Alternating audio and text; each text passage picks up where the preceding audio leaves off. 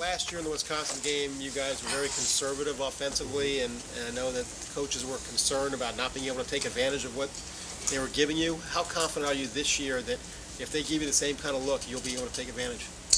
I think that's probably the biggest development in the past 12 months has been our development of the skill position, being able to throw the ball more efficiently, and some of the things last year that we weren't comfortable with, we're more comfortable now. I mean, obviously that's been evident through the first 4 games, and that's something we have to be able to do. We should have been able to do it last year, and we were deficient at times, and this year that's something that we're going to rely on. As teams want to do things like Wisconsin did last year against us, we're going to take advantage of what their weakness is, and we feel more competent at doing that now. When you looked at last year's game film, are there lots of times you say, oh, this year we'll get them on that one? I wouldn't say a lot of times. I mean, you know, they weren't doing stuff last year that's that outrageous that you look at and say, my gosh, we need to take advantage of this or this. I mean, they just, every defense has a weakness somewhere, and last year we didn't feel great about the weakness that they had attacking it. So this year we feel much better about it, for sure. Middle, Dave. Dave Biddle, Bucknuts. Zach, can you give an update on James Clark? How's he doing after the injury? He's doing well. He's doing well. He had an ankle injury, and he's probably done for the year. So we'll move forward with him. I mean, as far as his mentality and his psyche, he's doing really well. I mean, we were excited about his development and how he was coming, but obviously that injuries happen in football. So we're looking forward to an off season for him, and you know, getting him stronger and a better understanding of the offense. So we're excited about it. I imagine he can still redshirt since it was only in the 4th game. I believe so. I'm not 100% positive, but I think he can. And one more quick question: Corey Smith, Michael Thomas, those guys. I imagine redshirting a freshman's one thing. When you have to redshirt an upperclassman, I know Urban said they're not redshirting for sure. Yeah. But right now, that's the plan.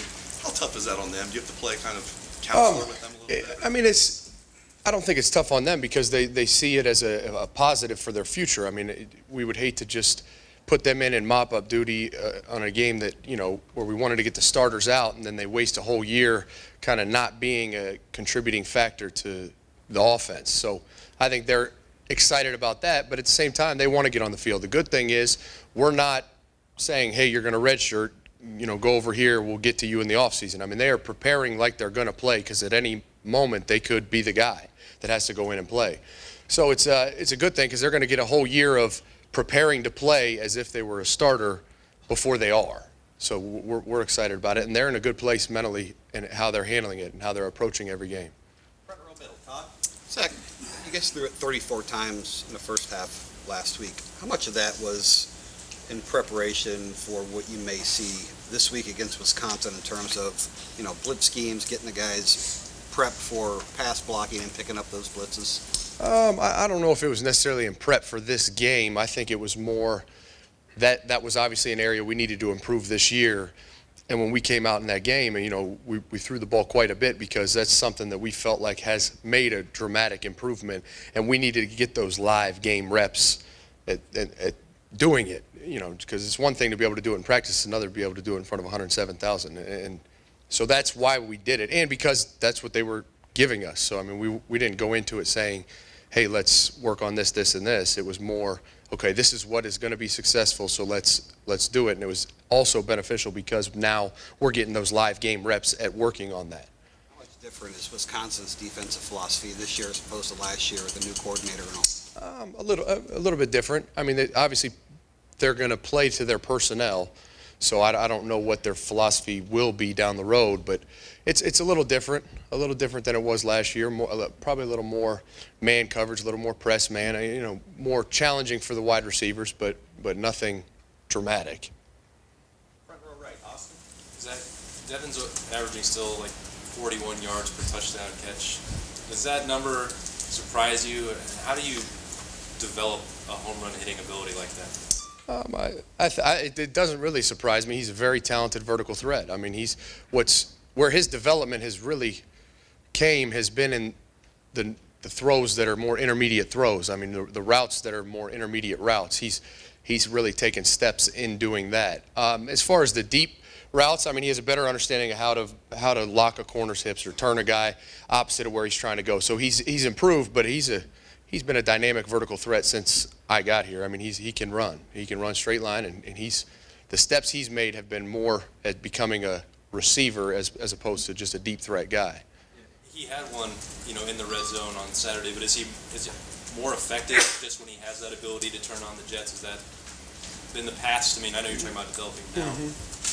I think he's become effective pretty much in any part of the field. But a guy like that with a vertical threat, where corners really have to honor him vertically, like you said, 41 yards, a touchdown catch is kind of astounding.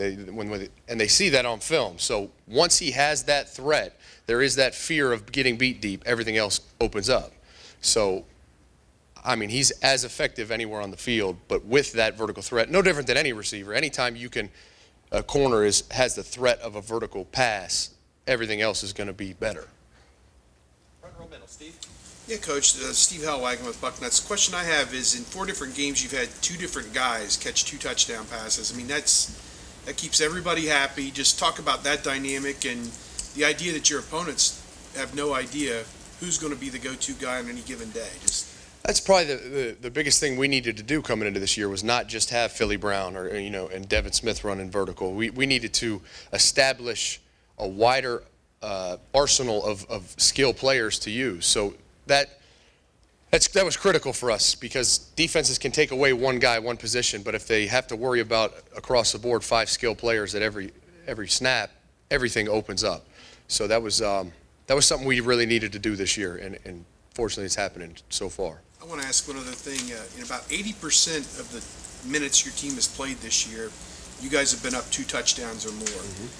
To go into a game which figures to be 17-13, whatever it could end up being, a tight game, a competitive game, do you feel your guys are ready to put what they've been through already, the non-competitive part of the season, and get ready for this part of the season? Yeah, I mean, that's kind of what our program's built around. Our program's not built to, perform when you're up by 20. Our whole program is built around, all right, it's that competitive moment where you got to either win the game or you lose the game, and that's what we've worked on for 12 months, is who's going to perform when the pressure's on. So, that's obviously we haven't seen it yet this year, but that's all we do is prepare our guys to respond to adversity, prepare our guys in a tight situation, pressure on. They have to make the play. They have to. So we feel confident about it, because that's what we've done for 12 months, is prepare them for that. Far left, Rusty.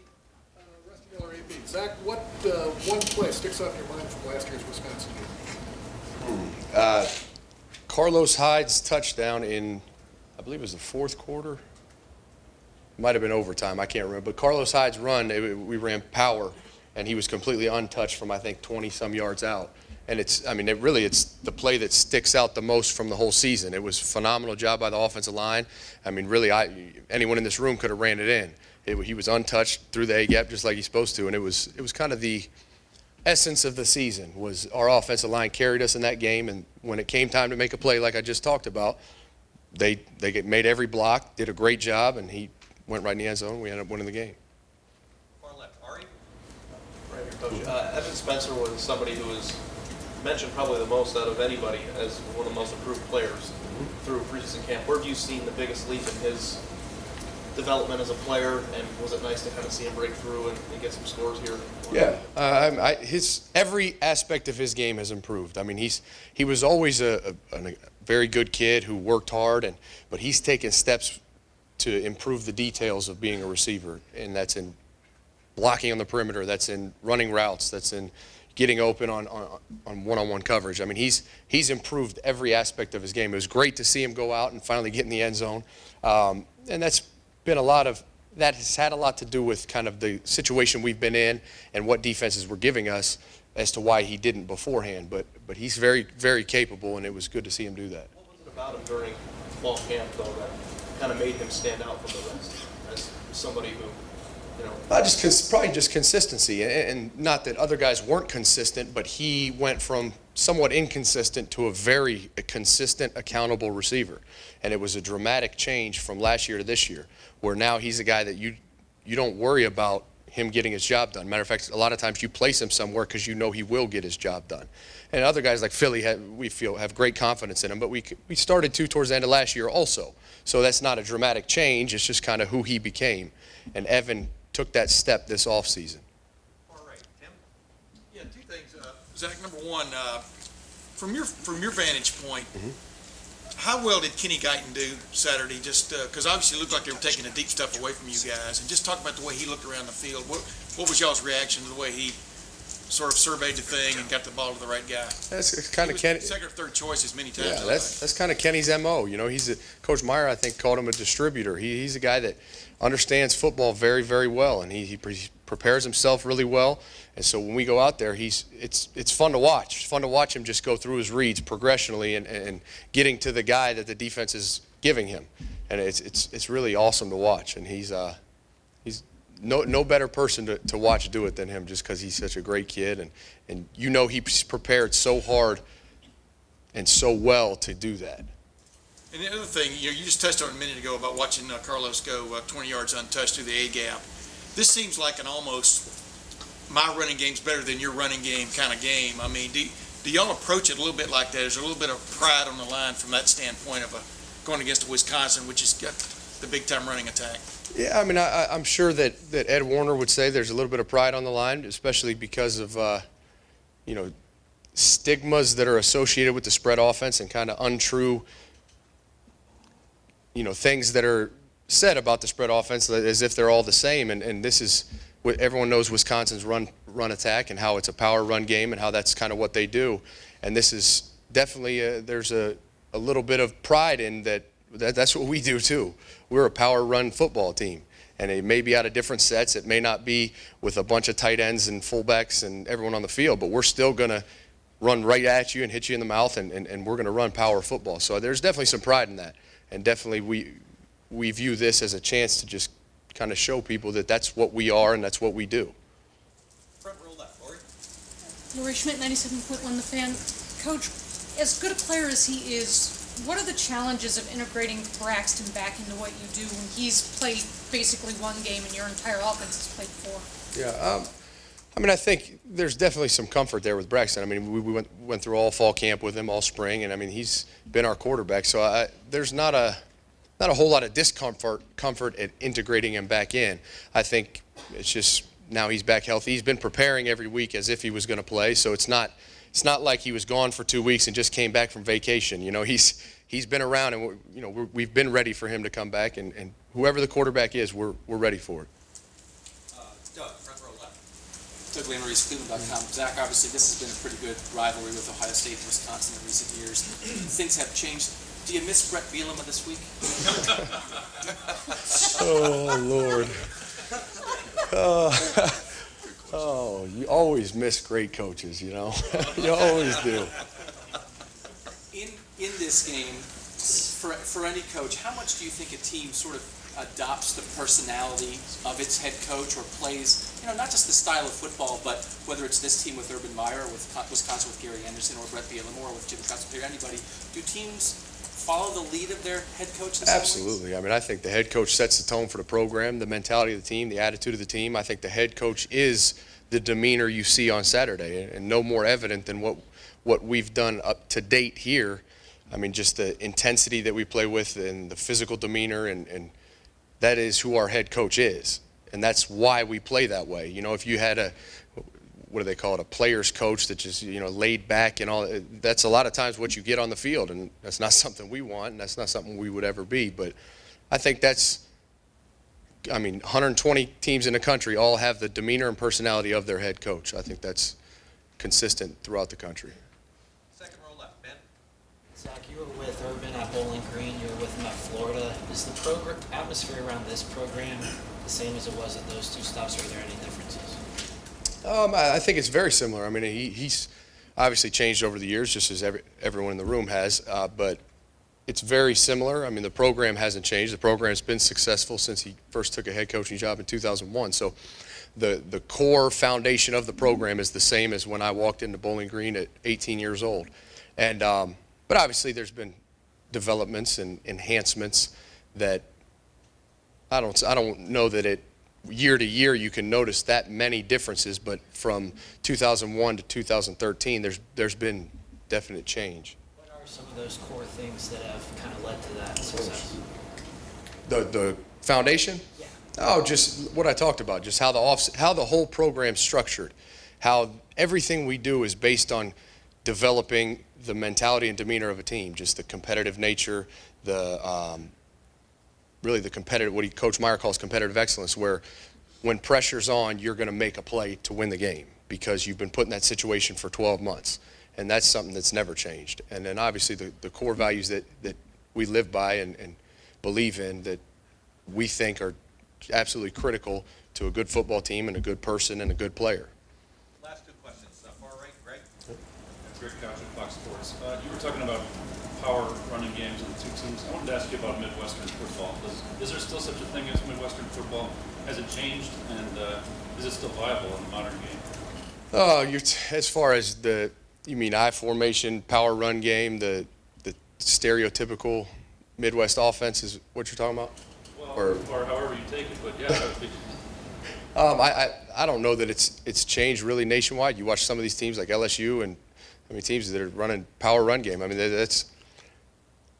that is an essence of football that really I don't know that will ever change. You're going to have your basketball on grass offenses and all these radar crazy defenses, and those things are kind of flavor of the month. But as far as tried and true, year in, year out, that will stand the test of time, I think a toughness element in your scheme, in your program, in your offense, in your defense is the only lasting factor. So I think it's changing, it's evolving. There's different ways to do it, different ways to get to it, but I think that's something that is never going to change. That toughness, that power, run game, the defense that's built on the D line. Those are things that are universal. Last question. Far left, Rob. Rob Allis Dispatch. Zach, when you have two different quarterbacks, that play calling can change a little bit. Just curious how it affects your coaching of receivers. Do the routes adjust a little bit? Do you have to worry about blocking, coach up blocking a little more when it's Braxton because he's going to run a little more maybe?